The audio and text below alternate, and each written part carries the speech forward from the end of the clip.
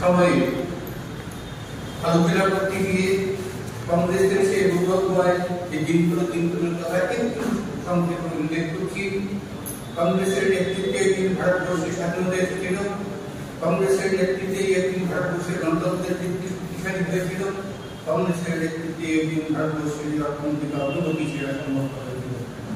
ভারতবর্ষের প্রথম প্রধানমন্ত্রী জওহরলাল নেহরুর সুদক্ষ নেতৃত্বে ভারতবর্ষের গণতন্ত্রের ভিত্তি স্থাপিত হয়েছিল। ভারতবর্ষ সামাজিক এবং অর্থনৈতিক দিক থেকে উন্নয়নের শিখরে এবং সেই কংগ্রেসের যে ঐতিহ্য শুধু তাই নয়, 1965 যুদ্ধ এবং 1971 যুদ্ধে পাকিস্তানকে হারিয়ে দিয়ে কংগ্রেস ভারতের সার্বভৌমত্ব ব্যবহার করে।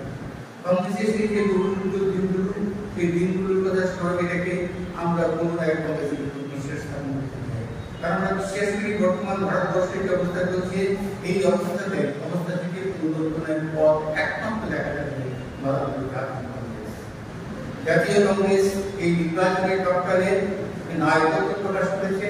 সেখানে প্রধানত 5টি ন্যায়ের কথা বলা হয়েছে। প্রথমে রয়েছে জীবন আয়, সেই জীবনের অন্তর্ভুক্ত রয়েছে বছরে 30 লক্ষ সরকারি চাকরি প্রদান। তাছাড়া রয়েছে যারা উচ্চশিক্ষিত তাদেরকে শিক্ষানবিশী হিসেবে বছরে 1 লক্ষ টাকা প্রদান করা হবে এবং শিক্ষানবিশীকাল শেষ হয়ে গেলে তাদেরকে তাদের প্রদান দিয়ে বিভিন্ন পদে চাকরি দেওয়া হবে। এরপর রয়েছে কৃষক ন্যায়। কৃষকদের যে ফসলের যে মিনিমাম সাপোর্ট প্রাইস সেটা আইনি বৈধতা দেওয়ার কথা বলা হয়েছে কৃষকদের যে ফসল বীমা সেটা সরাসরি অ্যাকাউন্টে ঢুকে যাবে। আরো বলা হয়েছে যে কৃষকদের জন্য কৃষকরা যে ঋণ নিয়েছে ঋণ হারে জর্জরিত যে কৃষকরা রয়েছে তাদের বিশ্লেষণ উদ্যোগের জন্য একটা ঋণ আয়োগ তৈরি করা হবে।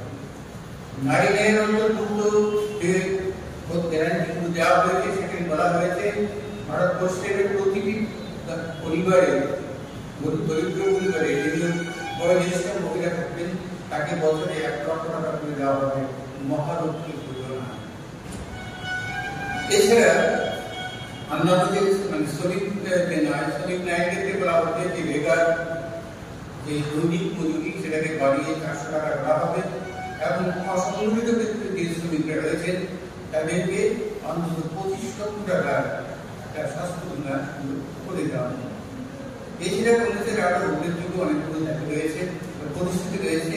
সেই পরিস্থিতিগুলো উল্লেখ করার আগে আমি একটা কথা বলতে চাই যে লোকসভা নির্বাচন সাধারণত জাতীয় ইস্যুতে হয়ে থাকে, সেখানে স্থানীয় ইস্যু খুব একটা গুরুত্ব পায় না। তবে গুরুত্ব পায় না বললে ভুল হবে, স্থানীয় ইস্যু কিন্তু অনেক ক্ষেত্রে বিশেষভাবে গুরুত্ব পায়। তাই আমি আমাদের ত্রিপুরা রাজ্যের যে সবচেয়ে প্রধান স্থানীয় ইস্যু সেটা হচ্ছে কর্মচারী বঞ্চনা। সেই কর্মচারী বঞ্চনার বিষয়ে একটু 5 মিনিট আলোচনা করতে চাই। বিজেপি যখন 2018 সালে এই রাজ্যে ক্ষমতায় আসে তার আগে বিজেপি দ্বিতীয় শক্তি ধরে নেতৃত্ব অমিত শাহ তারা নির্বাচনের জন্য সবাই ঘোষণা করেছিলেন যদি বিজেপি ক্ষমতায় আসে তাহলে শাসন ক্ষমতায় আসার পর প্রথম ক্যাবিনেট মন্ত্রিসভার বৈঠকে রাজ্যের কর্মচারীদের সপ্তম বেতন কমিশন দিয়ে দেওয়া হবে।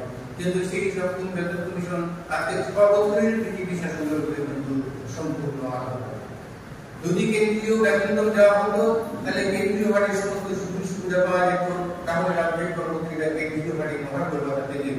যদি রাজ্যের কর্মচারীরা কেন্দ্রীয় বাড়ি মহার্ঘ ভাতা পেতেন, অবসর প্রাপ্তরা কেন্দ্রীয় বাড়ি মহার্ঘ পেতেন, তাহলে কিন্তু বর্তমানে সেই ডিআরের পরিমাণ বা মহার্ঘ ভাতা এবং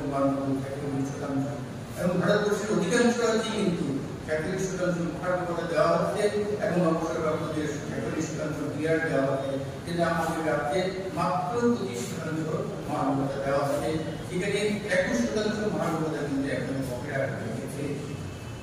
21% মহার্ঘ ভাতা যেখানে বকেয়া রয়েছে, যেখানে কর্মচারীদের সপ্তম বেতন কমিশন আওতা, যেখানে রাজ্যে প্রায় 40,000 অনিয়মিত কর্মচারী নামমাত্র মজুরিতে বিভিন্ন দপ্তরে ফেলে যাচ্ছেন, সেখানে রাজ্য সরকার বলছেন যে এই রাজ্য সরকার কর্মচারীদের বান্ধব সরকার, কর্মচারীদের কোনো রকম আন্দোলন ছাড়াই কর্মচারীদের সমস্ত দাবি দেওয়া এই সরকারের এটা শুনলে হাসি পায়।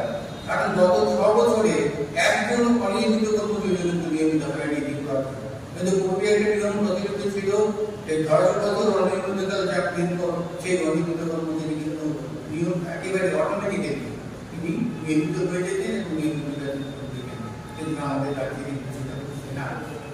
হাউস রেন্টের ক্ষেত্রে কেন্দ্রীয় সরকারের খাতে যদি আমরা বেতন খাতা পেতাম, কেন্দ্রীয় সরকারের সমস্ত নিয়মাবলী করতে হতো, তাহলে সেখানে সর্বনিম্ন হাউস রেন্ট হতো 8%, সর্বোচ্চ হাউস রেন্ট হতো 20%। আমরা সর্বনিম্ন 8% হাউস রেন্ট পাচ্ছি ঠিকই, কিন্তু সেখানে একটা সিলিং বেঁধে দেওয়া হয়েছে যে 3000 টাকার বেশি হাউস রেন্ট পাবে না, কিন্তু কেন্দ্রীয় প্রতিনিধিদের ক্ষেত্রে কিন্তু এই সিলিং নেই। যদি কেন্দ্রীয় সপ্তম বেতন কমিশনের রিপোর্ট কার্যকরী হতো, তাহলে অবসরপ্রাপ্ত কর্মচারীরা 20 লক্ষ টাকা বেতন পেতেন, কিন্তু রাজ্যের অবসরপ্রাপ্ত কর্মচারীরা পাচ্ছেন মাত্র 10 লক্ষ টাকা। এবং এই বঞ্চনাকে যদি দূর করতে হয়, তাহলে শুধুমাত্র কেন্দ্রে নয়, কেন্দ্র এবং রাজ্য উভয় ক্ষেত্রে কিন্তু এই জিনিসপত্রের অপসারণ করতে হবে। 10 বছরের বিশ্বাসে যুবরা পেয়েছি, যুবরা পেয়েছে তাদের যুবরা হারিয়েছে তাদের কর্মসংস্থান, নারীরা পেয়েছে তাদের মর্যাদা, শুক্র এবং মায়ের দুর্গতিরা বন্ধ হয়ে গেছে তাদের ব্যবসা, এবং ভারতবর্ষে ধনী এবং দরিদ্রের যে ব্যবধান, সেই ব্যবধান কিন্তু বিশাল বেড়ে গেছে। 1923 সালে ইংরেজ আমলে ভারতবর্ষের যে অর্থনৈতিক বৈষম্য ছিল, 2023-এর যে অর্থনৈতিক বৈষম্য সেটাকেও ছাড়িয়ে গেছে। আপনারা সবাই জানেন, কিছুদিন আগে ধনকুবের আম্বানি ছেলে প্রায় বিবাহ অনুষ্ঠানে মাত্র 900 কোটি টাকা খরচ করে, যেখানে ভারতবর্ষে লক্ষ লক্ষ বিদগ্ধ মানুষ হয়ে গেছে, লক্ষ লক্ষ নয় কোটি কোটি মানুষ অনাহারে অর্থাহারে দিন কাটাচ্ছে। সেখানে কোনো ধনকুবের ছেলের বিয়ে নয়, বিয়ের প্রাক অনুষ্ঠানে 900 কোটি টাকা খরচ হবে, তাহলে বুঝুন অর্থনৈতিক বৈষম্যটা কোন জায়গায় গিয়ে রেখেছে। এবং এই অর্থনৈতিক বৈষম্য কিন্তু ঘটেছে 10 বছরের বিজেপি শাসনে।